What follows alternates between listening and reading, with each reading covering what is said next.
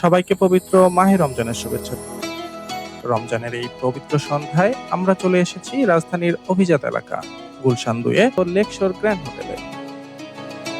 ৬,৬৯৯ টাকায় এই প্রিমিয়াম প্যাকেজে থাকছে নানান সুস্বাদু আইটেম, সঙ্গে ইফতার থেকে শুরু করে রাতের খাবারের পূর্ণ আয়োজন।